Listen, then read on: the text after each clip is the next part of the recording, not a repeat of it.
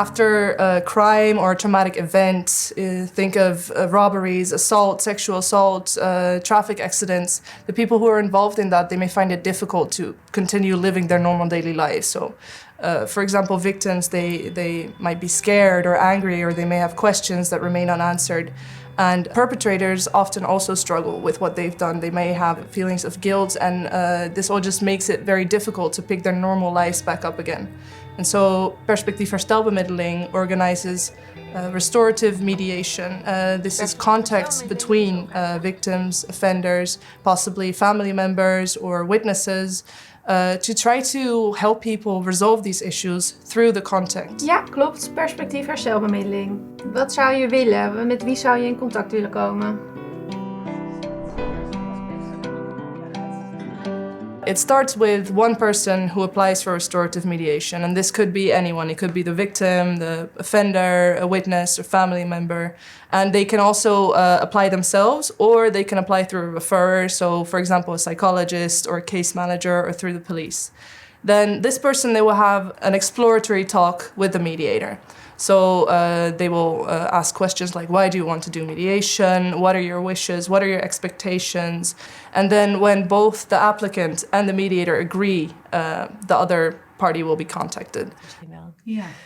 If the other person accepts the invitation for the restorative mediation, they will also first have a preparation talk with the mediator. So they will discuss the same things. What do you want from this mediation? What are your expectations? Ja, dat klopt. Ik had u gebeld, want u bent aangemeld bij onze organisatie door de medewerker van slachtofferhulp. Omdat u mogelijk in contact zou willen komen met de veroorzaker van het ongeluk. So in the case that the wishes and expectations of both people are compatible, they will both have a preparative talk with the mediator to discuss the contact. And the contact can take different types of forms. There could be a meeting, they could exchange letters, they could send video messages, or they can send messages back and forth through the mediator. And in the case that both people decide to actually meet, this contact will be very carefully prepared beforehand with the mediator. So it will be discussed what kinds of questions will be asked, whether they will shake hands or not, what they can talk about, where they will sit, what kind of room it will be. It's very carefully prepared so that everyone feels completely ready to have this conversation.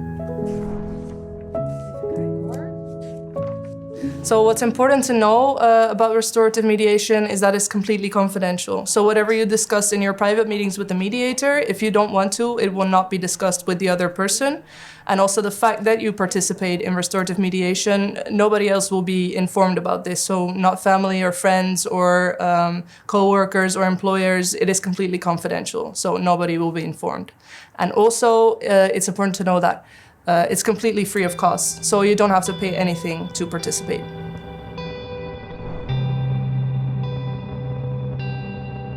Restorative mediation can offer several things to participants. So, for example, victims, they can ask questions that they didn't have an answer to. For example, why did they do it? Why me? Or how did it happen? They can also afterwards feel less angry, less scared after they've had this meeting, this contact with their offender. And also they can get recognition for the effects that it had on them, whatever happened. And on the other side, perpetrators can also show their recognition for the effects of what they've done.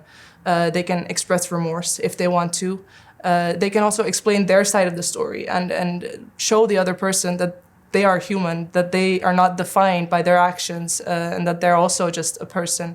And so in general, it can just help people move on better afterwards and in a sense, close this chapter of their life. If you have any questions or doubts about whether restorative mediation could be right for you, do not hesitate to contact us. You can reach us through email, by phone. It's not necessary that you speak Dutch, and we're more than happy to see what we can do to help you.